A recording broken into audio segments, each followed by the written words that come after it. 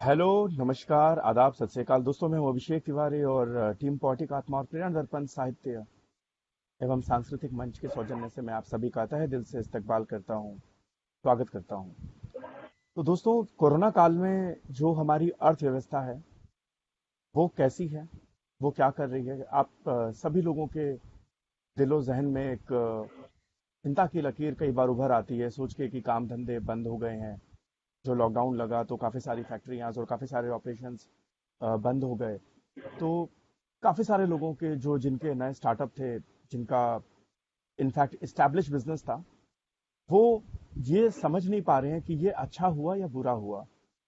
तो हमारे साथ आज सीनियर एक्सपर्ट श्री आशीष चंदोरकर साहब हैं।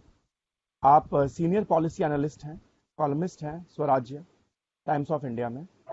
हमारे साथ हैं मकरध्वज तिवारी जी, पॉलिटिकल एनालिस्ट हैं, चीफ एडिटर प्रेरणा दर्पण मीडिया नेटवर्क के। और मैं आपका अभिषेक तिवारी, आपका दोस्त, आज का मॉडरेटर, आपका होस्ट। तो आप सभी को नमस्कार। नमस्कार अभिषेक जी। नमस्कार नमस्कार मकरध्वज जी। सर। जी, नमस्कार। आशीष जी, सबसे पहला सवाल मैं आपसे ही लूंगा कि ये जो कोरोना काल है और आज का जो हमारा पैनल डिस्कशन का जो टॉपिक है, वो टॉपिक भी है कि Indian economy in corona period, ये प्रोग्रेस है या फॉल है। तो मोटा माटी जैसे काफी सारे लोग हैं जो अनभिज्ञ हैं कि एग्जैक्टली ये अर्थव्यवस्था क्या होती है। तो मैं चाहूंगा कि मैं आपसे ही लूं कि आप एक लेमैन को, एक आम आदमी को बताएं कि ये हमारी जो अर्थव्यवस्था है वो एग्जैक्टली है क्या। जी, देखिए अर्थव्यवस्था के बारे में हम जब बात करते हैं तो बात जीडीपी की होती है। GDP is the measure of economy.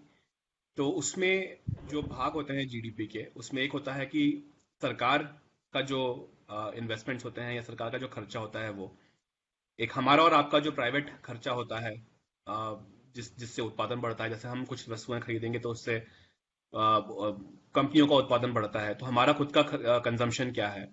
और तीसरा होता है कि जो कंपनीज जो इन्वेस्टमेंट करती हैं, यानी जो अब कारखाना लगा रही हैं या मशीनरी खरीद रही हैं या नया कुछ व्यापार चालू कर रहे हैं, ये तीसरा चीज हो गई। और बाकी फिर होता है इंपोर्ट और एक्सपोर्ट।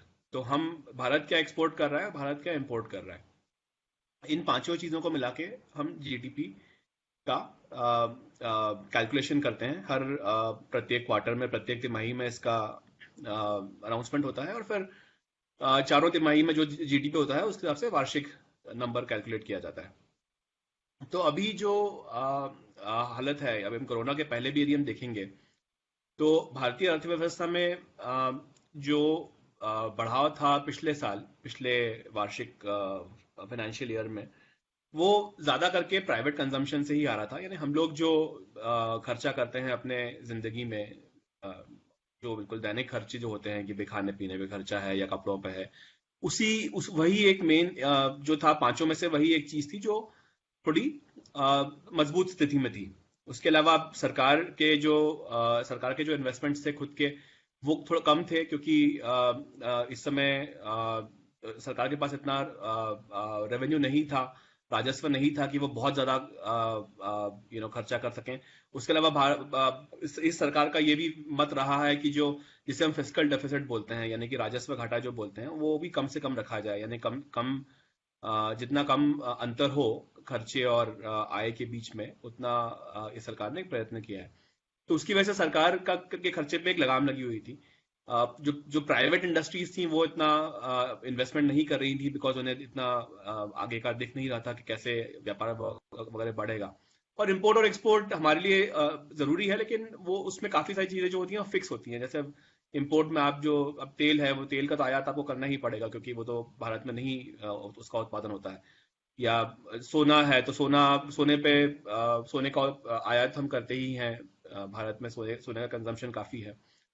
मशीनरी होती हैं, जो हैवी मशीनरी हैं, वो हमको बाहर से लानी पड़ती हैं, बिकॉज भारत नहीं जाती हैं अभी। तो जो इम्पोर्ट्स हैं वो ज्यादा करके एक उनका एक दायरा होता है, वो डिफाइंड होते हैं। एक्सपोर्ट में भारत के पास ये रहा ऑप्शन है कि हम ज्यादा से ज्यादा एक्सपोर्ट करें, और वो थोड़ा एक्सपोर्ट बढ़े भी थे, कुछ 340 बिलियन के स्तर तक पहुंचे भी थे पिछले साल। लेकिन अब चूंकि दुनिया में हर तरफ, हमारी ही अर्थव्यवस्था नहीं, हर सभी देशों की अर्थव्यवस्था भी खराब है, तो अभी जो निर्यात है या जो एक्सपोर्ट है वो वैसे भी उसमें अभी काफी फर्क पड़ेगा। तो एक एक यदि समरी में बोला जाए, इसका विश्लेषण किया जाए, तो अर्थव्यवस्था अभी बहुत ढीली रहेगी अगले कुछ तिमाहियों तक। मुझे लगता है अगले 3 से 4 क्वार्टर्स तक उछाल आने की संभावना नहीं है ज्यादा, क्योंकि इन पांचों में से सिर्फ जो प्राइवेट कंजम्पशन है, जो हम बिल्कुल भी हम अवॉइड नहीं कर सकते कि भाई आप व्यक्ति खाना तो खाएगा ही, या जो जो जो दैनिक यूज की जो वस्तु हैं वो तो हम खरीदेंगे ही। तो उसी से ही ज्यादा अभी जो भी ग्रोथ आएगी वहीं से आएगी, जो भी वृद्धि होगी जीडीपी में वहीं से होगी। तो जो अभी स्थिति है, मुझे लगता है 3 से 4 क्वार्टर तक अभी जो हमारा जीडीपी की जो वृद्धि दर है वो कमजोर रहेगी। सर, ऐसा कहा जा रहा है कि ये जो कोरोना काल है, इसने, ये जो संकट देश में आया, इसने देश की जो इकोनॉमी है वो पूरी तरह से चौपट कर दी। तो इसके बारे में आप कैसे इस पूरे टॉपिक पे और इस पूरे सब्जेक्ट पे प्रकाश डालेंगे?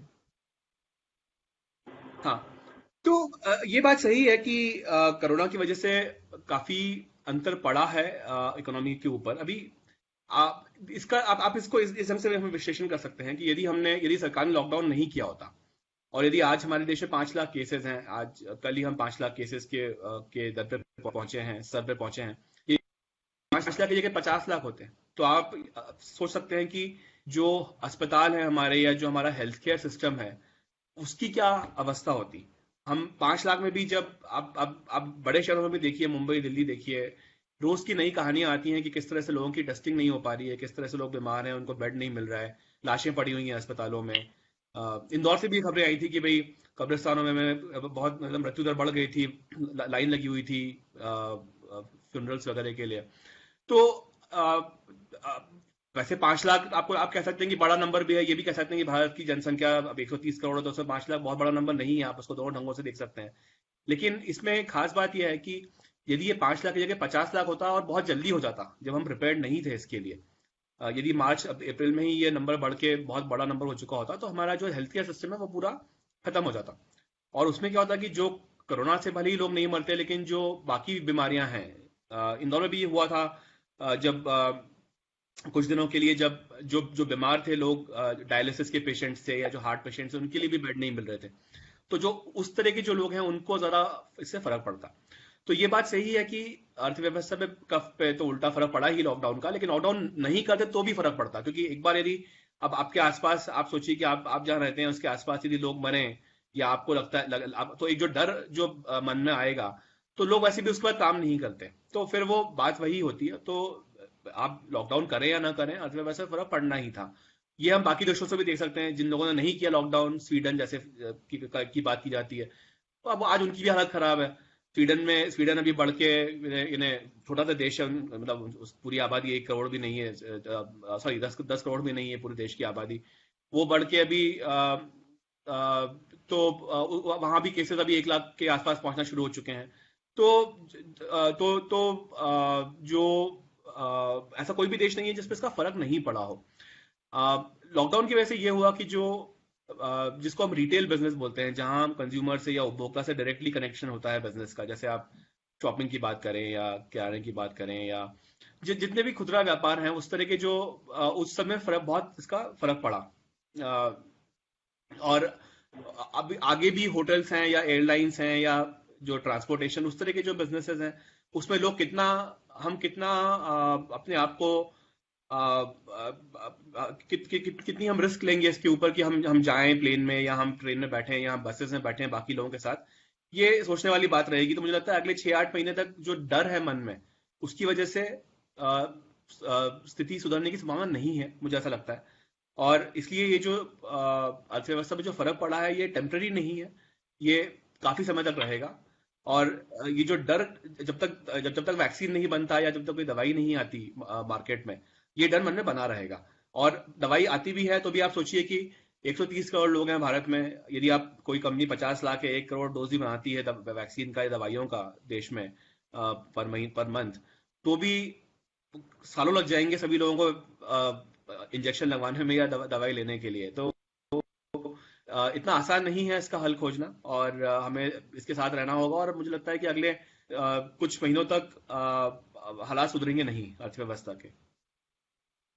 बिल्कुल, अगले कुछ महीनों तक हालात सुधरेंगे नहीं तो सर, अब ये समस्या ऐसी है कि जो पूरे विश्व पे आई है, बहुत सारे देश हैं जिनकी इकोनॉमी हमसे भी ज्यादा बुरी तरीके से कोलैप्स हुई है। खुद जो महाशक्ति खुद को बोलता है अमेरिका, अपने आप को महाशक्ति बोलने वाला यूके, उनकी अर्थव्यवस्था भी क्रम्बल डाउन हुई है, पर वो इतना पैनिक में नहीं दिखते हैं। वहां की मीडिया, वहां के जो न्यूज़पेपर्स हैं, वो इतना पैनिक में नहीं दिखते जितना हमारे कंट्री में सर पैनिक दिखता है।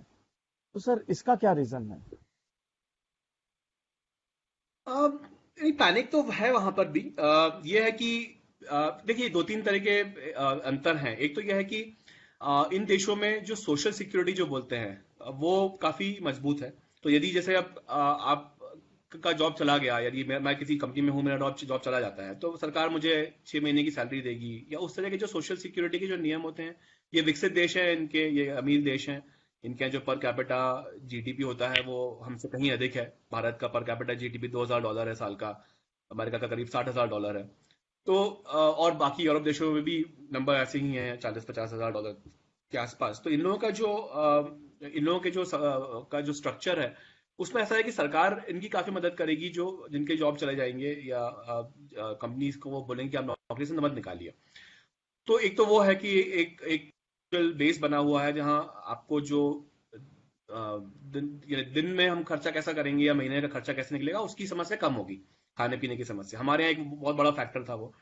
अब जैसे इंडिया में एक दूसरा हमारे यहाँ एक समस्या थी कि अब जैसे माइग्रेंट लेबर की बात होती है कि भाई जो मजदूर हैं वो देश के कोने कोने में है, अब उनको अपने घर जाना था, किसी को डर था कि वो मुंबई में रहेंगे तो उनको कोरोना हो जाएगा। तो अब तो इस तरह की समस्या उन देशों में नहीं है, क्योंकि उनके यहाँ जैसे जर्मनी में जो काम करने लगे लोग आते हैं, वो अच्छी जर्मन होते ही नहीं है। जर्मनी में काम करने वाले लोग दूसरे देशों से आते हैं, पोलैंड से, या जो बाकी जो पूर्वी यूरोप के जो बाकी देश हैं, वहां से लोग आते हैं हर वर्ष काम करने के लिए। तो उनको लाए ही नहीं वो लोग। जब उनको पता था कि कोरोना की बीमारी फैल चुकी है, तो जो उनका कंस्ट्रक्शन सीजन था या जो उनका कृषि सीजन था, उसमें उन लोगों ने वो लेबर आया ही नहीं। तो जो हमारी समस्या है वो एक अलग तरह की समस्या है। आप ऐसा कोई देश नहीं है दुनिया में जहां 130 करोड़ लोग हैं, चाइना के अलावा। चाइना का में जो होता है वो हमें वैसे ही पता नहीं पड़ेगा, जो वो बोलते हैं वो झूठ ही बोलेंगे। तो ऐसा हमारे लिए कोई ऐसा एग्जाम्पल नहीं है कि हम किसी और को देख के अपनी अपनी पॉलिसी डिसाइड करें या अपनी नीतियां हम स्थापित कर सकें, क्योंकि न किसी और देश का इतना स्केल है, न ही इतनी कॉम्प्लेक्सिटी है किसी और देश में जितनी हमारे यहाँ होती है। तो और फिर ये भी है कि क्योंकि अब अलग अलग, जैसे मीडिया की बात करते हैं, तो अब चूंकि अलग अलग राज्य हैं, भाषाएं अलग अलग हैं, सबका अपना अपना मीडिया भी बिजनेस है अपने आप में, सबको अपना अपना धंधा चलाना है। तो किस ढंग से क्या रिपोर्टिंग होता है किस राज्य में, वो उसमें एक कुछ स्टैंडर्डाइजेशन नहीं है कि कि भाई आप जो व्यक्ति बम्बई में जैसे रिपोर्ट करेगा, जो कलकत्ता में करेगा या जो मध्य प्रदेश में करेगा, वो सही होगा या एक सरीका होगा, इसकी भी कोई गारंटी नहीं है। तो ये हमारी खुद की क्या कह सकते हैं कि फीचर्स हैं देश के, जो बाकी कहीं भी नहीं होते हैं।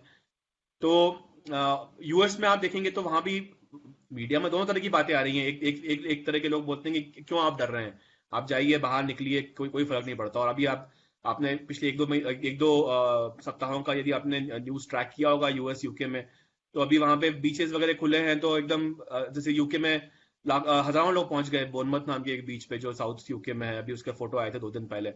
तो हालत ऐसी हुई कि पुलिस को उनसे रिक्वेस्ट करनी पड़ी कि हम आपकी कोई मदद नहीं कर सकते, यदि आप बीमार पड़ गए तो जो आप चले जाइए वापस, यदि आप ड्राइव करके आए हैं तो पैनिक हमारे यहाँ मतलब पैनिक नहीं है उनके यहाँ, लेकिन उनके यहाँ एक दूसरा उसको मतलब, क्योंकि लोगों को डर नहीं है अपना जॉब खोने का या पैसा ना होने का, तो वो एक अलग ढंग से उसको लेते हैं कि ठीक, क्या फर्क पड़ता है, ठीक है वायरस है तो है, और हॉस्पिटल में जाएंगे यदि हुआ वायरस। तो वैसे भी जो यंग लोग हैं या जो जो वो तो नहीं मर रहे हैं उन देशों में, तो उनके यहाँ एक अलग ढंग से उसको लिया जाता है। हमारे अपने समस्याएं हैं, देश इतना विकसित नहीं है, हमारे हमारे एम्बिशन जो है, हमारी जो आकांक्षा है, अपेक्षा है, वो विकसित देशों जैसी होती हैं, लेकिन हमारा जो इंफ्रास्ट्रक्चर है, जो ढांचा है, बुनियादी ढांचा है, वो $2000 पर कैपिटा इनकम के हिसाब से ही बना हुआ है। तो अब उसको कैसे, यानी आपको रहना अमेरिका जैसा है, लेकिन आपका बुनियादी ढांचा जो है वो अफ्रीका जैसा है। तो उसमें जो अंतर है, हम उसमें फंसे हुए हैं। और मुझे लगता है कि अगले कुछ 2-3 दशकों तक ये रहेगा कि जहाँ युवा वर्ग चाहेगा कि हम इतने अमीर हों जितने अमेरिकन हैं, लेकिन उतना पैसा रहेगा नहीं जितना अमेरिकन के पास है। तो बस ये जब तक ये गैप है और वो रहेगा गैप कुछ वर्षों तक। बिल्कुल सर। और जब आपने एक बात बोली कि जो हमारी जो ख्वाहिशें हैं हमारे देश के युवा की या लोगों की अमेरिका जैसी, और जो हमारा ढर्रा या रवैया है काम करने का जो अफ्रीका जैसा, तो मैं इसी पे एक सवाल लेना चाहूंगा कि जब भी हमारे देश में कोई आपदा आती है या विपत्ति आती है, हम सरकार की ओर मुंह ताक रहे होते हैं, रादर देन कि जो लोग हैं वो उससे पहले, जैसे बोलते हैं डिजास्टर मैनेजमेंट, कि खुद को तैयार करें, सेविंग्स के ऊपर फोकस करें, खुद के ऑर्गेनाइजेशंस एवेन्यूज लगाएं। As compare to other countries, हमारी कंट्री का जो युवा है वो उतना जागरूक क्यों नहीं होता? आज भी आप देखिएगा कि एक जो मेजोरिटी ऑफ द यूथ है वो सरकारी नौकरी के पीछे लगा रहता है। मतलब अगर एक आईएएस की वैकेंसी है तो मतलब कम से कम 2 से 5 लाख लोग वेटिंग में हैं एक वैकेंसी के पीछे। मतलब वो सारे लगे हुए हैं कि हम एक आईएएस बन जाए, आईपीएस बन जाए, पीसीएस बन जाए, या सरकारी नौकरी। इवन आपने देखा होगा कि पीछे जब यूपी में चपरासी की नौकरी निकली थी तो 32 लाख एप्लीकेशंस आ गई, जिसमें कई double PhD holder, triple masters holder, engineers, doctors जिन्होंने कर रखी है। तो सर ये जो मेंटालिटी है ये कैसे बदल सकती है? देखिए इसके कई कारण हैं। एक इसको मैं इस ढंग से बोलना चाहूंगा कि हम लोग जो हैं, हमारा जो सोचने का ढंग है, रवैया जो है, हम अपने लेवल पे पूंजीवादी होते हैं और सामाजिक लेवल पे हम सोशलिस्ट हो जाते हैं। हम सोशलिस्ट या कम्युनिस्ट जैसा सोचने लगते हैं। तो हमें अपने लिए पूरी फ्रीडम चाहिए, हमें हमें अपने बोलने के लिए पूरी फ्रीडम होनी चाहिए, सरकार हमारी मदद करे, हमारी ऐसी अपेक्षा होती है। लेकिन जब बात पूरे देश की आती है तो हम सोचते हैं कि नहीं, ये काम मेरा नहीं है, सरकार का काम है। तो जो जो एक एक मेन जो जो प्रमुख जो जो डिफरेंस है या जो भिन्नता है दोनों दोनों सोचने में, वो ये है कि व्यक्ति कितना रिस्क ले सकता है खुद के लिए, वो सबसे बड़ी बात होती है। तो आज यदि आप रिस्क लेना चाहें अपने जीवन में, और आप सोचें कि ठीक है मैं अपना रिस्क लेके अपनी पूंजी लगा के मैं अपना बिजनेस करूंगा, तो जो लोग उस ढंग से सोचते हैं, वो सरकार पे इतना निर्भर नहीं रहना चाहते कि ठीक है मैं अपना काम कर रहा हूँ। लेकिन वो वर्ग बहुत कम है। आप देखें देश में तो कुछ शहरों में होता है, जैसे जो ट्रेडिंग ओरिएंटेड जो शहर होते हैं जहाँ इकोनॉमी है, उन शहरों में होता है। और हर राज्य में से एक दो शहर होते हैं जहाँ आपको बहुत बड़ा व्यापारी वर्ग मिलेगा, या जो बहुत बड़ा जहाँ जो जो अपने खुद के स्टार्टअप या बिजनेस चला रहे हैं, ऐसे बहुत लोग मिलेंगे आपको। जैसे मध्य प्रदेश में इंदौर है, तो वहाँ ऐसा लोग वहाँ लोग अलग सोचते हैं। लेकिन ज्यादा करके 80% शहरों में अभी भी आज ये है कि भाई एक बार सरकारी नौकरी मिल गई तो आपको जो पूरी जिंदगी का वो निकल गया, आपका हिसाब हो गया। आप काम करें या ना करें उसकी कोई अकाउंटेबिलिटी नहीं है। सरकारी नौकरी से आपको निकाला नहीं जा सकता। तो ये जो रूल्स जैसे बने हुए हैं सरकारी नौकरी के, उसमें ऐसा है कि आप काम काम करने की कोई आवश्यकता ही नहीं है एक तरह से देखा जाए तो, क्योंकि सरकार तो आपको पैसा देगी ही।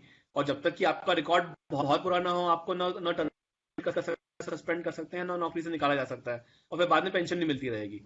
और आप यदि आज एक चीज देखेंगे भाई, सरकारी नौकरी में जो पे कमीशन जो लागू हुए हैं 7वें पे कमीशन के बाद, आज जो स्टार्टिंग जो शुरुआती आय है, मासिक आय है, वो करीब करीब 20,000 रुपये हो चुकी है। अब 20, मैं केंद्र सरकार की बात कर रहा हूँ, राज्यों की नहीं। पर केंद्र सरकार में 20,000 का यदि आपको जॉब मिलता है, तो ऐसे कितने युवा हैं जो अब जिनकी कोई प्रोफेशनल डिग्री नहीं है, या मतलब व्यावसायिक टाइप का उन्होंने कोर्स नहीं किया हुआ है, तो जो आपने यदि बीए बीकॉम किया है या उस तरह का, तो आप 20,000 रुपये का जॉब आपको नहीं हो सकता है कि ना मिले अपने शहर में, खासकर छोटे शहरों में। आपको शायद बड़े शहरों में ही जाना पड़े। तो अब जब मानसिकता ऐसी है कि भाई मैं बंबई जाके मैं 30,000 कमाऊं, या मैं अपने घर में रह के 20,000 कमाऊं, तो मैं घर में रह के 20 कमा लेता हूँ, क्योंकि फिर वो खर्चा भी कम होगा और अपन जहाँ रह रहे हैं वहीं पर रहते रहेंगे। तो वो एक जो सोचने का ढंग है, वो भारत में बहुत सालों से चला आ रहा है। उसका खास कारण, मुख्य कारण यह है कि सरकारी नौकरी में अकाउंटेबिलिटी नहीं है ज्यादा करके, यानी विशेषकर जो जो क्लास 2 क्लास 3 क्लास 4 जो होता है उसमें नहीं है। क्लास 1 में ऑफ कोर्स मतलब जो बड़े अफसर होते हैं उनका वो क्या कर रहे हैं वो तो उस पर तो सरकार की नजर रहती है। लेकिन उसके नीचे वाले वर्ग पे बड़ा बड़ा मुश्किल है कुछ भी चीजें एनफोर्स कर पाना। और यदि आप करने की कोशिश करेंगे, सरकार करेगी, तो फिर आप वो हड़ताल हो जाएगी, फिर यूनियन की बात आएगी, वो सब भी चीजें रहती हैं। तो एक ये जो ढर्रा बना हुआ है, इसको इसमें निकलने में बहुत वक्त लगेगा। अ, और मुझे लगता है कि मतलब काफी बदलाव आया है। यानी मैं अपने अभी आप लोग युवा हैं, मतलब मेरे से छोटे हैं उम्र में, बट मैं अपने समय से यदि कंपेयर करूं आज से 20 साल पहले, जब मैं नौकरी करना, जब मैंने शुरू किया था नौकरी करना, तो उस समय और आज के इसमें काफी बदलाव है। मतलब अभी ऐसा नहीं कि जब मैं पास हुआ था, जब मैंने इंजीनियरिंग किया था, तो बिल्कुल ये था कि सरकारी नौकरी ही करनी है। मतलब मुझे तो कई लोगों ने कहा था कि अरे आप क्यों सरकारी नौकरी नहीं करना चाह रहे हैं, क्यों आप पढ़ रहे हैं, क्यों आप एमबीए कर रहे हैं, उससे अच्छा आप कुछ मैं टेलीकॉम इंजीनियर था, तो मुझे बोला गया कि आप बीएसएनएल ज्वाइन कर लीजिए, क्यों आपको कुछ और करना है। तो वो अभी चेंज हो गया है, काफी काफी बदल चुका है वो। पर अभी मुझे लगता है कि ये जो जो एक समाज में एक जो धारणा बनती है, ये बड़ा मुश्किल, इसको सरकार नहीं बदल सकती, ये हमें खुद को बदलना पड़ेगा। और जैसा कि आपने सही बोला कि भाई जो युवा वर्ग होता है, उसमें एक वो फाइनेंशियल इंडिपेंडेंस या फाइनेंशियल फ्रीडम जिसको कहा जाए, उसके बारे में इतनी जागरूकता नहीं है।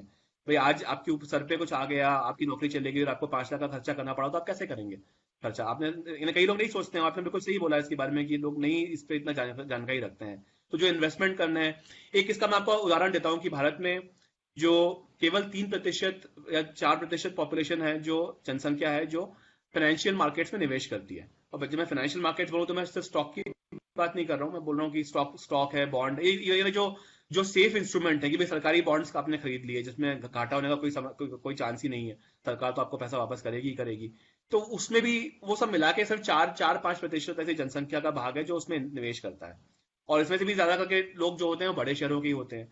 तो जब तक कि ये लोग लोग समझेंगे नहीं इस चीज को कि आपकी रक्षा की जिम्मेदारी आपकी खुद की है, सरकार जो करेगी वो करेगी, लेकिन अब पहली जिम्मेदारी आपकी खुद की है, सरकार की नहीं है। आप सरकार को आउटसोर्स नहीं कर सकते ये चीज की भाई मुझे कुछ हो गया तो आप मेरा ध्यान रखिए। तो ये जब तक लोग नहीं समझेंगे, और खासकर युवा वर्ग नहीं समझेगा, तब तक ये बदलेगा नहीं। सर, आप देख रहे होंगे कि अभी जो टेंशन है it is building up between India and China, और जो लद्दाख में अभी हुआ और जो डोकलाम में काफ़ी सालों से चल रहा है, इवन क्रॉस बॉर्डर इन्फिल्ट्रेशन चली रहती है पाकिस्तान के एंड से। तो ये जो घटनाएं हैं ये कितना असर डालती हैं किसी भी देश की इकोनॉमी के ऊपर सर? इससे काफी फर्क पड़ सकता है। चाइना का जो स्ट्रैटेजी है, उनकी रणनीति तो यही है कि अब चूंकि भारत ने ये बोलना शुरू किया कि चाइना में वायरस आया, तो उसकी वजह से जो कंपनियां हैं वो शायद बाहर जाएंगी, हम उन्हें अट्रैक्ट करने की कोशिश करेंगे, हम उन्हें भारत में लाने की कोशिश करेंगे। तो ये जो प्रयत्न हमने चालू किए थे, या जिस जो बातें चल रही थी, तो मुझे लगता है कि चाइना ने भी इसका संज्ञान लिया। उनको भी ये समझ में आया कि शायद उनके भी बिजनेस में नुकसान होने का खतरा है। मतलब उनका उनका जो पॉस्चर है, या जो वो करते आए हैं बॉर्डर पे, वो तो खैर कई सालों से चला आ रहा है, तो उसमें कोई नई बात नहीं है। पर अभी एक नई चीज ये जुड़ गई है अभी इस समय की भारत सड़कों का निर्माण कर रहा है लद्दाख में। आप देखिए कि पिछले 6 सालों में हमने काफी सारे जो जिसको हम इंडिया चाइना बॉर्डर रोड्स बोलते हैं, आईसीबीआर, तो उसमें करीब करीब 30-35 रास्ते हमने खत्म कर दिए हैं, और कुछ 20 रास्तों का कंस्ट्रक्शन अभी जारी है। जो अभी गलवान वैली में जो हुआ, उसमें जो एक मुख्य रास्ता जो है, डीएसडीबीओ जिसको बोलते हैं, दारबोक शौक दौलत बेग ओल्डी, जो रास्ता जिसके ऊपर से झगड़ा हुआ में भी, वो रास्ता भी खत्म हुआ है। 2019 अप्रैल में ही उसका निर्माण खत्म, हमने हमने भारत ने निर्माण खत्म किया था। तो ये सब चीजें जब चाइना को दिखता है कि भारत की इकोनॉमी थोड़ी स्टेबल हो रही है, देश प्रगतिशील हो रहा है, देश में सोचने का माहौल ढंग बदल रहा है, हमारी अपेक्षाएं बढ़ रही हैं, हम चाइना को बड़ा भाई नहीं ना मानते हुए हम उनसे कंपटीशन करने की कोशिश कर रहे हैं। जब जब चाइना में ये बातें सब समझ में आती हैं, तो फिर उनको अपना दबदबा कायम कैसे रखा जाए, उसके लिए ये लोग हर 1 साल 2 साल में इस तरह के प्रयत्न करते रहते हैं। अब जब उनको लगा कि कंपनीज शायद छोड़ सकती हैं चाइना, या भारत आ सकती हैं, तो उनके ऊपर एक अतिरिक्त दबाव भी बन गया था कि भाई कैसे हम अपनी अर्थव्यवस्था को सुरक्षित रखें भारत से। तो ये जो टेंशन है सीमा पर, जो विवाद है, और जो सीमा पे जो अभी चल रहा है, मुझे लगता है ये इससे शॉर्ट टर्म में नजदीकी कुछ महीनों में फर्क पड़ेगा। जो निवेश भारत में आ सकते थे शायद वो न आए, या थोड़ा डीले हो जाए, क्योंकि जो कंपनीज हैं वो भी ये सोचेंगे कि अभी पता नहीं ये किस, अच्छा चाइना काफी अनप्रिडिक्टेबल भी माना जाता है। तो कोई कोई ये कह नहीं सकता कि चाइना किस ढंग से सोचेगा इस बारे में। तो मुझे लगता है कि फर्क पड़ेगा इसका, इस विवाद का। और अभी तो शायद दोनों पक्ष तैयार हैं 4-5 महीने के मतलब एक लंबे कॉन्फ्लिक्ट के लिए। जब पहले ये इस तरह के विवाद जब होते थे सीमा पे, तो शायद 2 हफ्ते 3 हफ्ते में सुलझ जाते थे, क्योंकि एक लोकल लेवल पे कमांडर्स अब आपस में बात करके। लेकिन अब यदि हम बोलें कि हमारे 20 सैनिक जो उन्होंने अपनी जान दी, और उनकी तरफ से जो भी है 30-40 सैनिक उनके जब मारे गए, और हमने उसका अच्छा बदला लिया एक तरह से, तो अब ये समस्या काफी गंभीर है, और 1987 के बाद पहली बार बॉर्डर पे एक्चुअली कुछ इतना बड़ा कुछ हुआ है चाइना बॉर्डर पे। तो मुझे लगता है कि इससे भी अर्थव्यवस्था में थोड़ा फर्क पड़ेगा भारत की, और जो निवेश हमारे आने थे या जो आ सकते थे, वो उसमें कुछ महीनों की देर हो। बिल्कुल। मकर ध्वज जी हमारे साथ जुड़े हुए हैं। मकर जी, मेरा सवाल आपसे है कि ये जो हिंदुस्तान और चाइना का पूरा विवाद है, ये देश की अंदरूनी सिक्योरिटी या बाहरी सिक्योरिटी के लिए, जहां पे आप देख रहे होंगे कि हमारे देश का एक बहुत बड़ा तबका है कि जो लड़ाई चाहता है, युद्ध चाहता है, जो उकसा रहा है सरकार को, तो ये कितना बड़ा थ्रेट है हमारे खुद के देश के लिए और अर्थव्यवस्था के लिए?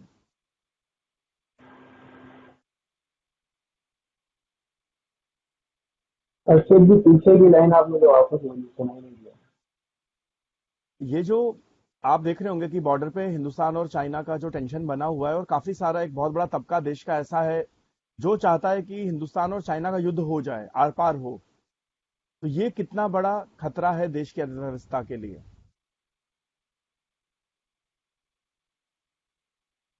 जैसा कि अभी हमको सर ने बताया कि नुकसान तो होगा, और इस विवाद से भारत को नुकसान होगा ये तय है। आप मुझसे ये पूछ रहे हैं कि भारत के कुछ विपक्षी दल और एक खास विचारधारा के मानने वाले लोग ये चाहते हैं कि भारत और चीन के बीच के जो विवाद है, ये युद्ध की शक्ल में बदले। इसलिए लगातार सरकार से सवाल पूछे जाते हैं, कुछ फेक न्यूज़ें चलाई जा रही हैं जो पकड़ में सोशल मीडिया के थ्रू ही आ जाती हैं। इनकी मंशा इसलिए है इस युद्ध को, इस विवाद को आगे बढ़ाने की, कि जो सर की बात है ये सही साबित है। भारत का जो आर्थिक विकास है वो रुके, क्योंकि भारत और चीन के मध्य जो आपसी व्यापार है, उस व्यापार में हम लोग चीन के साथ दूसरे सबसे बड़े भागीदार हैं जो चीन से सामान खरीदते हैं। हमारी डिपेंडेंसी चीन पे लगातार बनाई गई है। वो अभी हमने देखा है कि एक एमओयू की खबर मिली हमको, इसके बाद में सीएमआरएफ और ये राजीव गांधी फाउंडेशन और चीन के साथ विशेष संबंधों के हमको समाचार मिले। ये सारी बातें इंगित करती हैं, बताती हैं कि पिछले कुछ वर्षों से चीन और भारत की जो सत्ताधारी पार्टी थी मुख्य, उसके बीच खिचड़ी पक रही थी। हमको डिपेंड करवाया गया चीन के ऊपर। आर्थिक नीतियां हमारी ऐसी बनाएंगी जिसमें उसको मुक्त रखा गया, और ये लोग नहीं चाहते हैं कि भारत का विकास हो आर्थिक मोर्चे से। इसलिए इस मौके पर जो चीन और भारत के मध्य विवाद है, इनकी इच्छा है कि ये बढ़े, और इसके लिए ये अपने यहाँ से प्रयास कर रहे हैं। लेकिन भारत में बदलाव हुआ है, और इनकी बातें और इनकी अफवाहें ज्यादा समय तक टिकती नहीं। अक्षय जी, तो ज्यादा बुरा नहीं होगा हमारा। बिल्कुल। आशीष सर, सेम क्वेश्चन मेरा है कि is India is in the position to take this war, और is we are in the position to afford this war, sir? देखिए, आप इसको फिलोसॉफिकल लेवल पे वो कहेंगे तो कोई भी देश किसी भी वॉर को अफोर्ड नहीं कर सकता, क्योंकि जो जानमाल का नुकसान होता है, या जो हमारे जो लोग मारे जाते हैं, या किसी भी देश में जब वॉर होता है, तो ये तो even one death is one two many, right? आप ये कह सकते हैं कि एक भी व्यक्ति क्यों क्यों मारा जाए। लेकिन यहाँ पे बात डरने की नहीं है, क्योंकि जो चीन है या चाइना का, जो आप चाइना की आप हिस्ट्री पढ़ेंगे, तो चाइना की जो कम्युनिस्ट पार्टी है, उनका हमेशा से ये एक एम्बिशन रहा है, उनका उनका उनकी ये स्ट्रैटेजी, रणनीति रही है कि 2050 तक वो कैसे विश्व पे कब्जा कर लें, या कैसे विश्व की महाशक्ति बन जाए। और ये इस पे बहुत बहुत लिखा गया है। ये बड़ा कॉमन सब्जेक्ट है, इस पे कई किताबें भी हैं जो अमेरिकी सामरिक विशेषज्ञों ने लिखी हैं इसके ऊपर, कि किस तरह चाइना का जो पूरा प्लानिंग रही है 1960 1967 के बाद, वो यही रही है कि किस तरह से 2050 तक इसको 100 ईयर वॉर, जिसको वो बोलते हैं चाइना, जिस कुछ कहा जाता है, तो वो 100 ईयर वॉर तो चल रहा है चीन की तरफ से, और अलग अलग ढंग से चल रहा है। वो हमारे ऊपर ही नहीं चल रहा है, वो बाकी देशों में भी कब्जा करने की कोशिश कर रहे हैं। जिस तरह से उन्होंने अफ्रीका में सारे जो नेचुरल रिसोर्सेज हैं, माइंस हैं, मिनरल्स हैं, ऑयल है, जैसे तेल, यानी जिस ढंग से उन्होंने कोशिश की। ऑस्ट्रेलिया में आप देखिए कितना उन्होंने पॉलिटिशियंस को खरीदने की कोशिश की, बिल्कुल डायरेक्टली वहां पे। तो हर उनको ऑस्ट्रेलिया का, सॉरी, चाइना का तो ये जो वॉर है चलता ही आ रहा है और चलता रहेगा। इसमें हम कैसे रिएक्ट करते हैं इससे कोई खास फर्क पड़ने वाला नहीं है।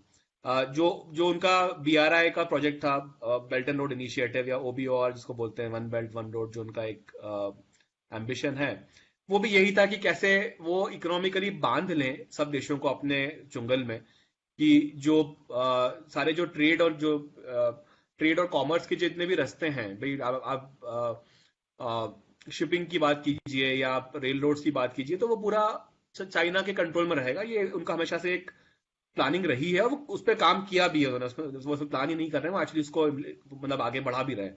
पाकिस्तान में आप देखिए जो ग्वादर पोर्ट है या जो ग्वादर से लेके जो जिंजियांग तक जो हाईवे है, वो चाइना ने बना ही दिया है। मतलब जो काराकोरम हाईवे जिसको बोलते हैं, वो बन ही चुका है। वो तो उसमें कोई ऐसा नहीं है कि चाहे हमें कोई अभी उसको कुछ देखने वाली बात उसमें कुछ है नहीं। चाइना जो उनको जो करना है वो कर रहा है। तो अब समस्या यह है कि चूंकि वो तो हमारा मतलब हम कुछ भी सोचें, हम ये सोचें कि भाई वॉर में या युद्ध में कितना नुकसान होगा, इससे चाइना को कोई फर्क पड़ने वाला नहीं है। वो तैयार है, उनके उनके तरफ जो नुकसान होने वाला है उसको सहने के लिए वो लोग तैयार हैं। उन्हें वो लोग पूरी तरह से इस बात पे अड़े हुए हैं कि उनको अपना दबदबा कायम करना है दुनिया के ऊपर। तो अभी मुझे लगता है ये सवाल अब थोड़ा फिलोसॉफिकल हो गया है कि अब युद्ध होगा तो होगा और हमें उसका जवाब देना पड़ेगा। और ऐसा नहीं है कि हमारी स्थिति बहुत कमजोर है। यानी जो नंबर्स की आप बात करते हैं तो ये बात सही है कि चाइना का आप कोई भी नंबर लेंगे तो चाइना हमसे आगे होगा। आप आर्मी की साइज ले लीजिए, उनकी उनकी दुगनी साइज है हमारी आर्मी से। आप एयरफोर्स की साइज ले लीजिए, उनके दुगने प्लेन्स होंगे। वो बात बिल्कुल सही है। लेकिन लद्दाख सेक्टर में एक चीज लोग ये भूलते हैं कि लद्दाख में हमें एक बहुत बड़ी एडवांटेज है भारत को, और वो ये है कि जो चाइना के जो एयरफोर्स है वो इतनी कारगर नहीं होगी लद्दाख में। लद्दाख की जो पूरा भाग है, और जो चाइना की तरफ जो भाग है तिब्बत का, जहां से वो लोग अटैक करेंगे यदि युद्ध हुआ तो उनके जो एयरफील्ड्स हैं जहां से प्लेन्स टेक ऑफ करेंगे, वो बहुत ऊंचाई के ऊपर है। और जब बहुत ऊंचे समुद्र से जो उनकी ऊंचाई है वो कुछ 13-14 हजार फीट के करीब है।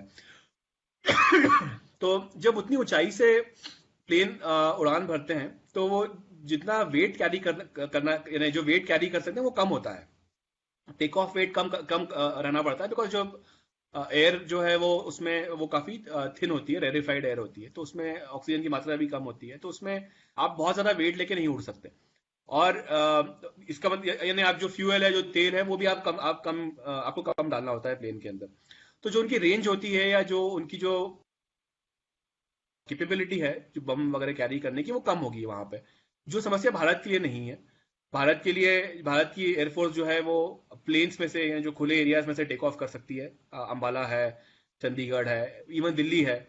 तो हमारे लिए बहुत बड़ी समस्या नहीं है ये वाली। तो जो एक्चुअली ये बात सही है कि एयरफोर्स उनकी नंबर्स बहुत ज्यादा हैं हमसे, और जो उनके खुद के मतलब हमारे पास तो विमान भी हमारे खुद के नहीं है, हम बाहर से इंपोर्ट करते हैं। अभी हम राफेल के लिए रुके हुए हैं, जो शायद सितंबर तक उसकी डिलीवरी होना चालू होगी। वो लोग उनके जो खुद के विमान है J-10 वगैरह, वो तो वो खुद ही बनाते हैं, तो उनके लिए इतना बहुत बड़ी बात नहीं है। पर हमारी ऐसा नहीं है कि हम बहुत कमजोर स्थिति में रहेंगे यदि यदि लद्दाख के एरिया में युद्ध हुआ तो। जो चाइना का जो एडवांटेज है वो है जो ग्राउंड पे जो आर्मी होती है, जो ग्राउंड फोर्स होती है, क्योंकि वो जो स्पेशली जो ईस्टर्न सेक्टर है हमारा, अरुणाचल या सिक्किम, वहां पे शायद हमारी स्थिति शायद थोड़ी कमजोर हो चाइना से। पर ऐसा नहीं है कि ये 1962 वाली स्थिति नहीं है कि जहां पूरा वॉकओवर हो गया कि भाई चाइना असम तक आ गया, असम के प्लेन्स तक आ गया, और फिर हमें उन्हें हाथ जोड़ के हमें मतलब उन्होंने फिर यूनिलैटरल सीज फायर उस टाइम घोषित किया था जब उन्हें लगा कि भारत बिल्कुल टिक नहीं पा रहा है और उन्हें टेरिटरी नहीं चाहिए थी उस समय। तो वैसी सिचुएशन अभी नहीं होगी। युद्ध होगा, नुकसान होगा, पर हमारी समस्या यह है कि अभी हम इस पर डिसाइड नहीं कर सकते। ये चाइना के ऊपर है कि वो कितना इसको आगे बढ़ाए इस विवाद को। बिल्कुल। और आपने बताया जैसे बॉर्डर रोड बेल्ट वाला जो चाइना ने पूरा एक गिमिक रचा है इस सारी, और बाद में वो जाता है और वो छोटे छोटे देशों में जाता है, इन्वेस्ट करता है, वहाँ की इकोनॉमी को, वहाँ की सरकारों को हाईजैक करने की कोशिश करता है। सर, रशिया जैसा देश या यूरोप के इतने बड़े बड़े देश हैं जो सामरिक और जिनका शायद बौद्धिक स्तर हमसे काफी उच्च स्तर पर है, उनके जो पॉलिटिकल एनालिस्ट हैं वो शायद यहाँ से बहुत बेहतर हैं। सर, वो देश इनकी चुंगल में कैसे आ जाते हैं, या कैसे चाइना के साथ वो MOU साइन कर लेते हैं?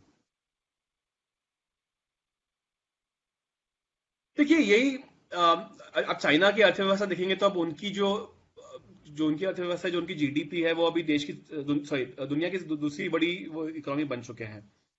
और उन्होंने हमेशा अपनी इकोनॉमी को एक स्ट्रैटेजिक रूप से यूज करने की कोशिश की है। आ, चाइना के पास एक ये है, उनका जो सिस्टम है, उनका जो गवर्नमेंट का जो सिस्टम है, उनके उनकी खुद की कोई अकाउंटेबिलिटी है नहीं चाइनीज कम्युनिस्ट पार्टी की।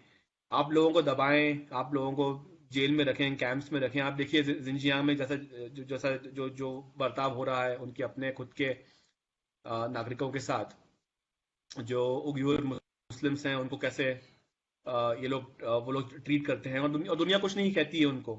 तो जो इतने अत्याचार वो अपने खुद के नागरिकों में कर रहे हैं, अब ये इसका वो लोग दुरुपयोग करते हैं, इस फ्रीडम का, या इस चूंकि जो उनकी जो उनका देश है वहां से कुछ भी खबर बाहर आती नहीं है। आप सोशल मीडिया को आपने बैन कर दिया, बाकी देशों के गूगल को आपने बैन कर दिया, तो फिर बात बाहर कैसे आएगी कि वहां पे क्या चल रहा है। तो चाइना क्या करता है कि उनकी स्ट्रैटेजी हमेशा से ये रही है कि अपने लोगों को वो सुविधाएं दे न दे, फिर बड़े शहर है उनको चमकता हुआ रखें, शंघाई, बीजिंग है, या जो बाकी गुआंगझो वगैरह जो बड़े शहर हैं उनके, वहां पे एकदम चकाचौंध होती है। उनको आप वेस्टर्नाइज कर सकते हैं, ब्रांड्स लेके आए बाहर, जो एक्सपैट लोग हैं उन्हें वहां उनके लिए वहां रहना आसान बनाया, वो सब ठीक उन्होंने किया है। और जो उनके जो खुद के जो ग्रामीण इलाके हैं वहां बहुत खराब हालत है। इनफैक्ट आप वुहान के भी आप वीडियो देखेंगे, जब ये हुबेई प्रोविंस में जब ये वायरस फैला था, तो उस समय जो वीडियो आए थे, यदि आप उसमें आसपास के इलाके देखें कि बिल्डिंगें कैसी हैं या किस तरह के, तो ऐसा कोई बहुत आपको ऐसा नहीं लगेगा कि आप किसी बहुत प्रगतिशील देश को आप देख रहे हैं। वो देश गरीब ही नजर आएगा आपको उन वीडियोस वगैरह में। तो चाइना इसका बहुत बड़ा दुरुपयोग करता है। वो क्या करता है कि अपने खुद के देश में जो खर्चा करना चाहिए गरीबी से लोगों को बाहर निकालने के लिए या उनको सुविधाएं देने के लिए, वो ना करते हुए वो बाकी देश अपना जो फॉरेन पॉलिसी है, या जो उनका जो एक्सटर्नल जो उनका एम्बिशन है, उस पे सारा पैसा खर्च किया जाता है। और यूरोप के आप देशों को देखेंगे तो ये बात सही है कि जर्मनी है या फ्रांस है या इटली है या रशिया है, ये देश बहुत आगे थे साइंस एंड टेक्नोलॉजी के मामले में, या तकनीक के मामले में, या फिर पढ़ाई के मामले में भी आप कह सकते हैं। लेकिन इनकी पॉपुलेशन जो है ये अभी पूरी तरह से स्टैग्नेट हो चुकी है। इसमें इनकी जनसंख्या बढ़ती नहीं है, जो जिसकी जितनी पॉपुलेशन है आप उतनी ही रहेगी कई कई वर्षों तक। और जैसे जैसे आपकी जनसंख्या बूढ़ी होती जाएगी, आपको काम करने के लिए लोग चाहिए, आपको जो नया इंफ्रास्ट्रक्चर बनाने के लिए या उसको मेंटेन करने के लिए लोग चाहिए। और जब लोग बूढ़े होते हैं तो कंजम्पशन भी कम होता है, तो एक धीरे धीरे जो इकोनॉमी में अपने आप एक गिरावट आने लगती है उसकी वजह से। और आज आप जर्मनी देखें, वहां की जो एवरेज एज है पॉपुलेशन की वो 46 साल है। आप इटली देखें, वहां भी कुछ ऐसी 40 के ऊपर एज है, एवरेज एज। तो इन देशों में चाइना जाके कब्जा करने की कोशिश कर रहा है अलग अलग ढंग से। इटली में वायरस क्यों फैला, मिलान एरिया में वायरस क्यों फैला? क्योंकि सारी जो इंडस्ट्रीज हैं, मिलान फैशन का केंद्र है, दुनिया की राजधानी आप कह सकते हैं उसको फैशन के मामले में। और कपड़े हैं, लेदर के हैंडबैग्स वगैरह बनते हैं, जो फैशन की जितनी भी चीजें होती हैं वो मिलान से ही, मतलब उसका ट्रेंड चलता है। एक तरह से पूरी दुनिया में उसका दबदबा है वहाँ के ट्रेंड्स का। तो सारी इंडस्ट्रीज ऑलरेडी चाइना के हाथों में है। कुछ 1.5 लाख चाइना के लोग वहाँ ऑलरेडी रहते हैं। वुहान से डायरेक्ट फ्लाइट है मिलान के लिए। तो जो वायरस सबसे पहले इटली में इसीलिए फैला क्योंकि वहां से चाइना में जब वायरस फैलना शुरू हुआ तो चाइना ने क्या किया कि वुहान से बीजिंग की फ्लाइट तो बंद कर दी है, वुहान से शंघाई की फ्लाइट तो बंद कर दी, लेकिन वुहान से मिलान की फ्लाइट बंद नहीं की। तो जो लोग अपने खुद के देश में नहीं आप नहीं जा सकते थे, लेकिन वो सब यूरोप चले गए छुट्टी मारने या घूमने फिरने या अपने रिश्तेदारों के पास। तो चाइना का ये जो सोचने का ढंग है, हम इसकी बराबरी नहीं, यानी हम इतना गिर नहीं सकते। हम जब आप एक डेमोक्रेसी में होते हैं तो जो सोचने का स्तर होता है या जो सरकार के काम करने का स्तर होता है, हम उतने गिरे हुए स्तर पे काम नहीं कर सकते हैं। और इससे कोई फर्क नहीं पड़ता कि सरकार आज भाजपा की हो या कांग्रेस की हो या किसी तीसरे पार्टी की हो। हमारा सिस्टम ही ऐसा है कि पारदर्शिता ज्यादा है, लोग सवाल पूछ सकते हैं अंदर भी बाहर भी। और जो एक मोरालिटी का एक जो बार है, जो स्तर है, वो हमारे लिए बहुत ऊंचा है, चाइना के लिए नहीं है। तो ये चाइना ने इसका दुरुपयोग काफी किया है। बाकी देशों में भी जहां डेमोक्रेसीज हैं उन्हीं को ये लोग टारगेट कर रहे हैं। आप देखिए कि जो इवन अफ्रीका वगैरह में भी जाके या तो वो जो डिक्टेटरशिप्स हैं वहां पे उनको खरीदने की कोशिश करते हैं, या फिर यूरोप की डेमोक्रेसी को टारगेट कर रहे हैं। इटली हुआ या जर्मनी हुआ या फ्रांस के साथ जो उनका ट्रेडिंग उन्होंने चालू किया था। तो उनको ये चीज समझती है और हम उसकी बराबरी नहीं कर सकते, जो कि इसके लिए हमें अपने खुद के स्तर को कम करना पड़ेगा, जिसके लिए हम शायद तैयार नहीं होंगे। तो सर, ये जो बाहर वाले देश हैं, क्या ये समझ नहीं पाते हैं चाइना का पोजीशन, की चाइना हमें हथियार लेगा? जैसे भी नेपाल के साथ इन्होंने किया है कि नेपाल में गए, नेपाल में इन्होंने इन्वेस्टमेंट किया रेल लाइन, क्योंकि शायद हमारी पिछली सरकारों का भी फेलियर था कि जो इंडो नेपाल रेल लाइन की जो पैक्ट साइन हुआ था, वो काम बीच में रुक गया, उस तेजी से नहीं हुआ। मोदी सरकार आने के बाद वो फिर से शुरू हुआ काम। पर उस बीच चाइना को इतना मौका मिल गया था कि जो डेवलपमेंट नेपाल में हमारे एंड से होना चाहिए था, वो हम नहीं कर पाए, हम उसमें अक्षम रहे। और फाइनली उन्होंने अब वहां पे गांव पे कब्जा कर लिया, जो भी पीछे सुनने में न्यूज आई थी। तो क्या ये जो यूरोपियन देश हैं या बड़े देश हैं या विकसित देश हैं, क्या इनको चाइना की पोजीशनिंग का, कि ये कैसे काम कर रहे हैं, इनकी मंशा क्या है, क्या ये समझ में नहीं आती है? देखिए, यहाँ मैं यूरोप के हिसाब से कह सकता हूँ कि उन लोगों का सोचने का ढंग ये रहता है कि हम कैपिटल को अट्रैक्ट करें, कि भाई जहाँ जैसे जैसे हमारी कार की कंपनी है, जैसे आप एग्जांपल लीजिए कि बड़ी कार कंपनीज हैं जर्मनी में, उसमें सब में 10-15% भागीदारी चाइनीज कैपिटल की है। और चाइना उसको ओन नहीं कर रहा है, कंपनी को चाइना वाले लोग नहीं चला रहे हैं, लेकिन उनका उनका मकसद ये होता है कि हम चूंकि चाइना में पैसा है तो हम उसको किस ढंग से अपने कंपनीज में निवेश उसका करें, जिससे हमें आगे यानी हमें एक्सपैंड करने का मौका मिले। खुद खुद का पैसा उनका जो है वो अभी जैसे मैंने आपको कहा कि चूंकि उनकी उनकी जो सोसाइटी है, उनका जो समाज है, उसमें वृद्धावस्था बढ़ती जा रही है, तो उसमें जो एक जो कंजम्पशन में कमी आती है, उसकी वजह से उनकी ग्रोथ कभी बहुत नहीं बढ़ेगी, क्योंकि उतनी जरूरतें ही नहीं होंगी लोगों की, उनके नागरिकों की, जब जब सोसाइटी का एक पूरा कॉम्पोजिशन चेंज होने लगता है। तो कैपिटल अट्रैक्ट उन्होंने चाइना के साथ उन्होंने जो एमओयूज किए या जो समझौते किए, वो ज्यादा करके कैपिटल को अट्रैक्ट करने के लिए थे। कैपिटल कैसे लेके आए, चाइना का पैसा कैसे आए उनकी कंपनीज में। अब उन्होंने शायद ये नहीं सोचा कि चाइना उससे कहीं आगे बढ़ के उनकी पॉलिटिक्स को कंट्रोल करने की कोशिश करेगा, या उनके यूनिवर्सिटीज में जो प्रोफेसर्स हैं उनको इन्फ्लुएंस करने की कोशिश करेगा। उन्होंने शायद इस पे या तो उन्होंने सोचा कि ये शायद इतना महत्वपूर्ण नहीं है, या उन्होंने सोचा कि शायद हमारे देश में लोग इन्फ्लुएंस नहीं होंगे यदि चाइना ने कोशिश की भी। ऑफकोर्स वो गलत है, क्योंकि आप देखिए, जैसे ऑस्ट्रेलिया में देखिए, आप ऑस्ट्रेलिया में अभी कुछ समय पहले एक बड़े पॉलिटिशियन को रिजाइन करना पड़ा, जो कि ये पता पड़ा कि उन्होंने चाइना से पैसे लिए थे और चाइना के पैसों के दबाव में आकर उन्होंने कुछ पॉलिसीज बनाने की का प्रयत्न किया था। तो ये मतलब जब ये चीजें बाहर आती हैं, उसके बाद ही फिर सरकारें सोचना शुरू करती हैं। डेमोक्रेसी में बहुत बड़ा एक कैनवास होता है, कि बहुत बड़ी फ्रीडम होती है, कि ठीक है, क्या फर्क पड़ता है, देश फ्री होना चाहिए, ठीक है, विचारों का आदान प्रदान हो, लोग आए बाहर से, सब ठीक है, हम असिमिलेट कर लेंगे। यूरोप में तो वैसे भी ये रहा ही है, पिछले 30-40 सालों से उनका प्रयत्न रहा ही है कि कैसे हम बाहर के लोगों को के लिए रहना आसान बनाएं। आप स्वीडन देखिए या आप जर्मनी देखिए, अभी इतने रेफ्यूजीज भी गए हैं पिछले 15 सालों में, सीरिया अफगानिस्तान के। उन लोगों ने तो दरवाजे बंद नहीं किए थे। जब बहुत खराब स्थिति हुई उसके बाद ही 2018 में यूरोप ने अपनी रणनीति बदली। तो चाइना का भी यही है कि उन्हें लगा कि हाँ, ये तो ट्रेड की बात हो रही है, पैसे की बात हो रही है, आने दीजिए पैसा, क्या फर्क पड़ता है, हमारी हमारी अर्थव्यवस्था भी चलेगी, और चाइना के लिए भी अच्छा है कि अच्छा निवेश का अवसर है उनके लिए, कि एक बड़े ब्रांड्स में इन्वेस्ट कर रहे हैं। मतलब अभी जैसे अभी हम बात करते हैं ब्रांड्स की, तो अब जैसे वॉल्वो कार है स्वीडन में, या एमजी हेक्टर है जो ब्रिटिश ब्रांड था। ये एक्चुअली स्वीडिश या ब्रिटिश कंपनी नहीं है, चाइनीज कंपनीज बन चुकी हैं ऑलरेडी। इनकी ओनरशिप ऑलरेडी चाइनीज हो चुकी है, यानी वो उन्होंने ब्रांड नहीं बदला है या नाम नहीं बदला है। तो अभी तो धीरे धीरे तो चाइना का जब ये समझ में आई बात यूरोप को, और अभी आप देखेंगे 3 महीने पहले जर्मनी और फ्रांस और इटली, तीनों देशों ने ये अभी निर्णय लिया है कि जो कैपिटल मार्केट्स में जो चाइना जो स्टॉक मार्केट से वो शेयर्स खरीदता है, उस पर काफी पाबंदी लगाई गई है चाइनीज कैपिटल के।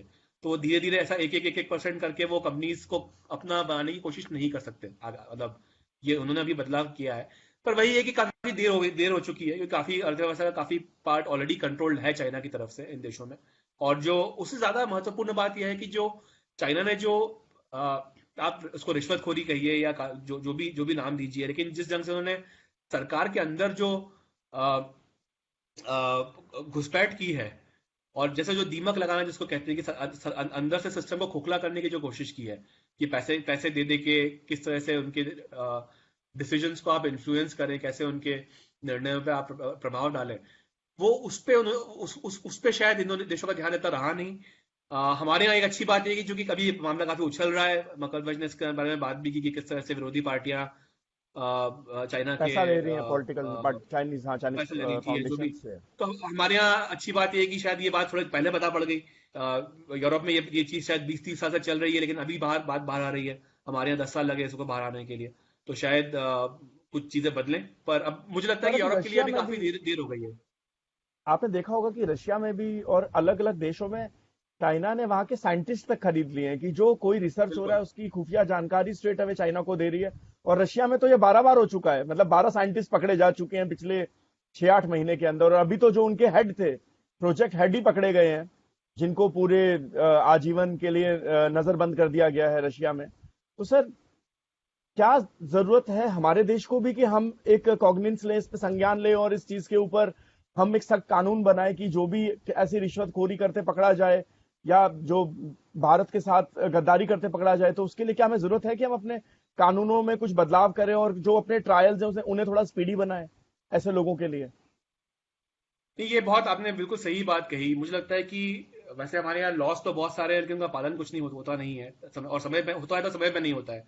जिस चीज को खत्म होने के लिए 2 साल लगने चाहिए, उसको 10 साल 12 साल लग जाते हैं। तो चूंकि जुडिशियल प्रोसेस जो हमारा जो है वो इतना धीमा चलता है, तो उससे जो गलत काम करने वाले लोग,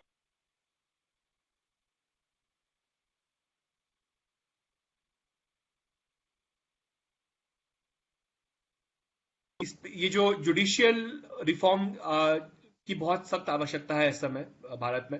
और जुडिशियल नहीं, एडमिनिस्ट्रेटिव भी, जैसे जो जो पुलिस का इन्वेस्टिगेशन वगैरह का जो प्रोसेस होता है, जो प्रक्रिया जो होती है, जो पुलिस पालन करती है, वो बहुत पुरानी हो चुकी है। हमारे जो सीआरपीसी है या अभी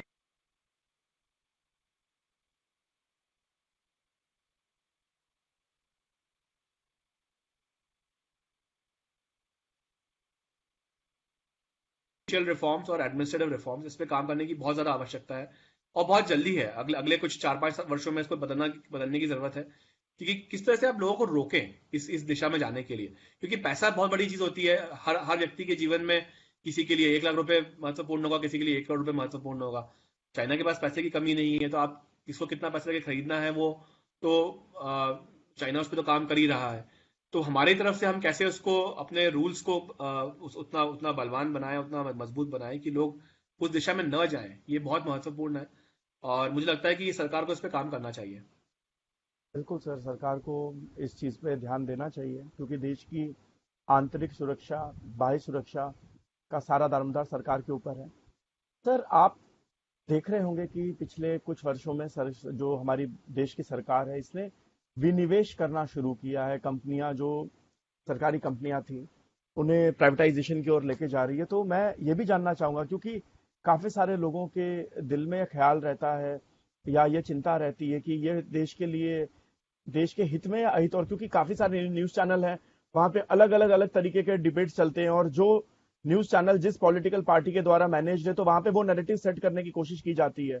परंतु क्योंकि हम एक न्यूट्रल एक प्लेटफॉर्म है, तो मैं चाहूंगा कि लोग इस बात को भी समझ सकें कि ये जो जो ये विनिवेश वाला सीन हो रहा है, जो जो प्राइवेटाइजेशन हो रहा है कंपनीज का, ये देश के हित में है या अहित में है, या इसके जो दूरगामी परिणाम है वो क्या होंगे।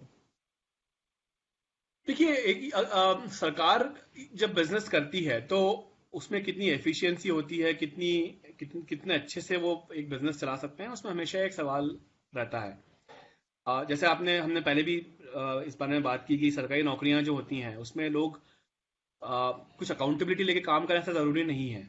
बहुत कम लोग ऐसे होते हैं जो अपना पूरा एक कमिटमेंट देते हैं या पूरा अच्छे ढंग से उसमें अपना मन लगा के काम करेंगे। तो ऐसे कई बिजनेसेस हैं जहां सरकार को उसमें रहने की जरूरत नहीं है। आप यदि देखिए, अब होटल्स चल रहे हैं, ट्रैवल एजेंसीज हैं, इसमें सरकार क्या, मतलब ऐसा क्या है जो सरकार अलग करेगी, जो जो जो निजी क्षेत्र वाले पार्टियां नहीं कर सकती। तो मुझे लगता है कि इसको एक पूरा केस बाय केस बात करनी चाहिए इसके ऊपर। एक ब्लैंकेट इस पे हम एक ओपिनियन बनाएं कि नहीं, विनिवेश अच्छा है या बुरा है, मुझे लगता है वो सही नहीं होगा। हर कंपनी की बात की जाए कि उस कंपनी का क्या कोई उपयोग है या नहीं है, मतलब सरकार के लिए और भारत के लिए कि सामरिक रूप से महत्वपूर्ण है या नहीं है, वो एक प्रश्न की बात है।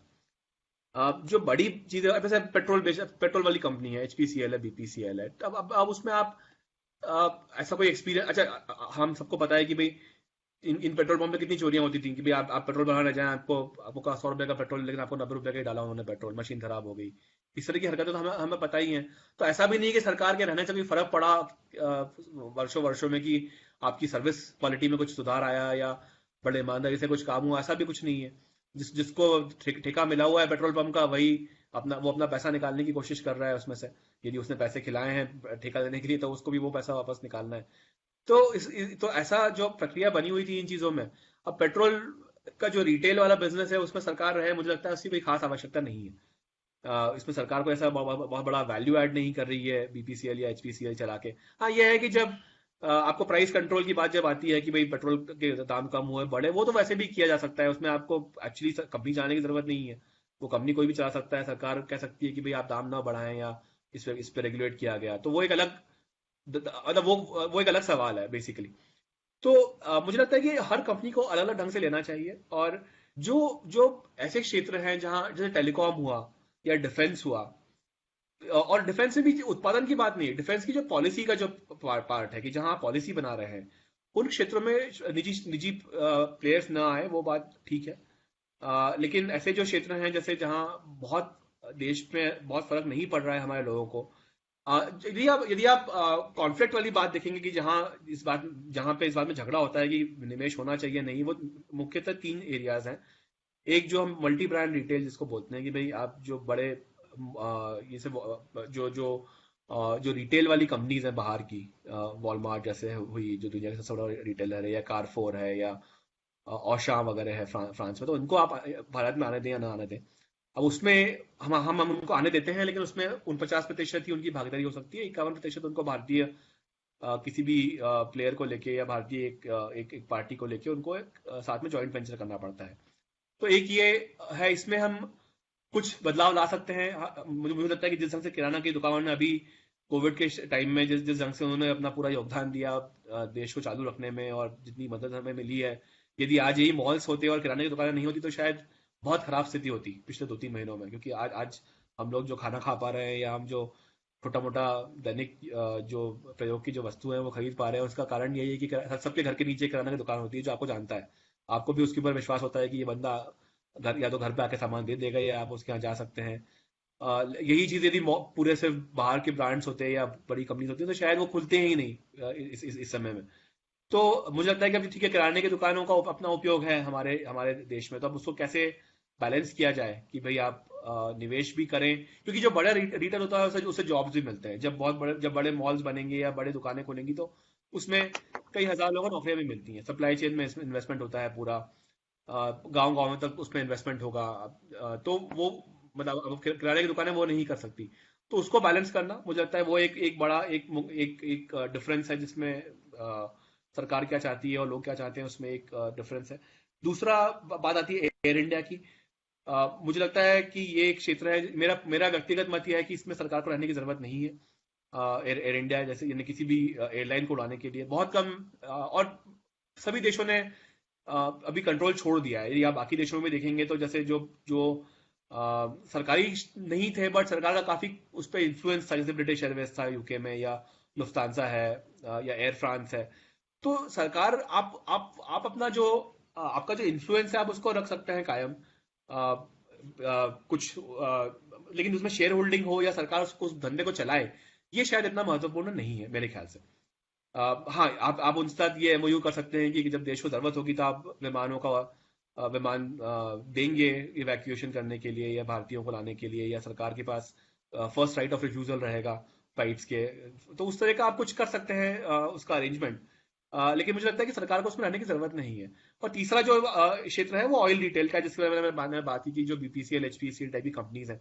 तो मुझे लगता है कि सरकार को ओएनजीसी है, जो जो अपस्ट्रीम कंपनीज हैं, जहां जो तेल का एक्चुअली जहां ड्रिलिंग वाली बात आती है, जो जो जो क्रूड के सप्लाई की बात आती है, उनको शायद सरकार को, मेरे ख्याल से सरकार को अपने साथ रखना चाहिए। लेकिन जो डाउनस्ट्रीम कंपनीज हैं, जहां जो खुदरा व्यापार कर रही हैं, उनको सरकार न चलाए तो उससे कोई खास मुझे लगता है विशेष फर्क नहीं पड़ेगा। तो ये 3 क्षेत्र हैं। बाकी चौथी बातें बैंक्स की हैं। जहां बैंक्स में ऑलरेडी तो आगे जैसे भी जैसे सरकार की जो नीति है कि शायद 6-7 बड़ी बैंकें सरकार चलाएगी और बाकी फिर पूरा प्राइवेट क्षेत्र में रहे, मेरे ख्याल से वो ठीक रहना चाहिए। वो एक सही बैलेंस है। बिल्कुल सर। और जाते जाते एक सवाल मैं और पूछना चाहूंगा कि अभी हाल फिलहाल में आपने देखा होगा कि इंटरनेशनल मार्केट में जो तेल है, क्रूड ऑयल है, उसका जो कॉस्ट है वो बहुत लो डाउन हुआ है, और हमारे देश में जो है इसका दाम बहुत बढ़ा है। इनफैक्ट कल परसों तो जो डीजल है वो पेट्रोल को भी क्रॉस कर गया। तो ये जो हो रहा है ये किस लिए हो रहा है? क्योंकि मैंने काफी सारे जो अच्छे रिव्यूज पढ़े जिन्होंने ये बोला क्योंकि एक वॉर लाइक सिचुएशन बन रही है, और जब ऐसी सिचुएशन बनती है तो जो प्राइस हाइक है, फ्यूल हाइक है, वो होता है क्योंकि सरकार भी फ्यूल को रिस्टोर करती है। प्लस जो कंट्री में जो सिचुएशन, करंट सिचुएशन है, यहाँ पे शायद सरकार के पास बाकी क्षेत्रों से उतना जीएसटी या उतना टैक्स नहीं आ रहा है जिससे हम अपनी इकोनॉमी को रन कर पाए और जो ऑलरेडी रनिंग प्रोजेक्ट्स हैं उनको कंप्लीट कर पाए। तो सर, ये जो इंटरनेशनल मार्केट में क्रूड ऑयल ऑल टाइम लो है और हमारे देश में जो क्रूड प्राइस है वो हाई है, उसका क्या रीजन है? नहीं, आपने इसका जवाब खुद ही दे दिया अभिषेक जी। बिल्कुल सही बात है, क्योंकि अभी अभी समस्या यह है कि सरकार के पास राजस्व इकट्ठा करने का और कोई तरीका नहीं है। जीएसटी जो है वो कंजम्पशन बेस्ड टैक्स है। अब यदि दुकानें ही बंद होंगी तो कंजम्पशन कैसे होगा? यदि बड़े बड़े मॉल्स बंद हैं या जो बड़े दुकानें सभी बंद ही हैं इस समय, तो फिर जो जो या जैसे अब लोग कार नहीं खरीद रहे हैं, गाड़ियां नहीं खरीदेंगे, तो जो बिग टिकट परचेज होते हैं, जो बड़े मूल्य की जो वस्तुएं हैं, अब घर घर लोगों ने खरीदना कम कर दिया है इस समय। तो जहां से सरकार को पैसा मिलता था बड़ी बड़ी चीजों में से, वो नहीं मिल रहा है इस समय। तो कहीं ना कहीं तो उसका एक बैलेंस करना पड़ेगा और उसकी वजह से ये दाम आगे बढ़ रहे हैं। मुझे लगता है कि थोड़ा मतलब जितना बढ़ा है वो भी थोड़ा ज्यादा हो गया है। पिछले 15 दिनों में से मुझे लगता है कि कुछ 11-12 रुपए पेट्रोल की प्राइस बढ़ चुकी है, कीमत बढ़ चुकी है। और अभी शायद आगे भी बढ़ती रहे। तो इसका जो पेस है वो कितना होना चाहिए उस पर हम शायद चर्चा कर सकते हैं, लेकिन मुझे लगता है कि इस समय ज्यादा ऑप्शन विकल्प है नहीं सरकार के पास। लोगों को पसंद आए ना आए वो अलग बात है, लेकिन इस समय विकल्प नहीं है, क्योंकि यदि युद्ध होता है तो उससे और अर्थव्यवस्था ढीली ही रहेगी अगले कुछ और एक आध वर्ष। यानी यदि आप ऐसा कह सकते हैं कि यदि एक हफ्ते का यदि युद्ध हुआ, तो अब आधे साल की का उस पे का आधा साल उसका इम्पैक्ट रहेगा अर्थव्यवस्था पे। आप उसका एक ऐसा रफ कैलकुलेशन आप ऐसा कर सकते हैं। तो और कोई भी युद्ध होता है तो शायद 1-2 हफ्ते तो ज्यादा ना हो, तो मतलब एक आध साल अर्थव्यवस्था शायद हमारी ढीली रहेगी।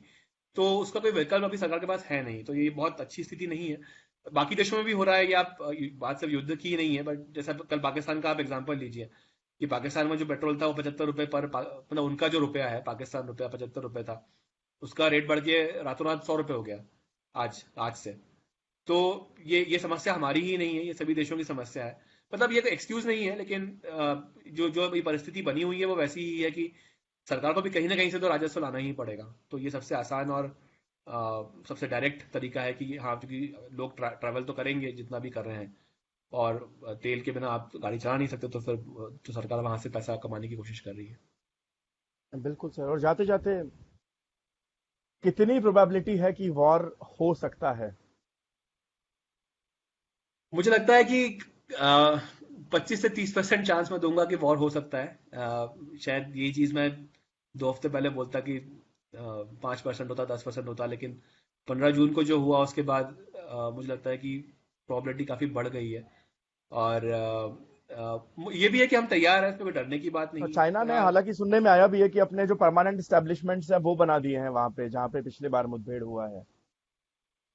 हाँ, उसमें थोड़ा दो अलग अलग मत हैं। यदि आप नितिन गोखले नाम के एक विशेषज्ञ हैं, उनके वो सरकार में से उनके उनके काफी अच्छे कनेक्शंस रहे हैं और वर्षों से रहे हैं।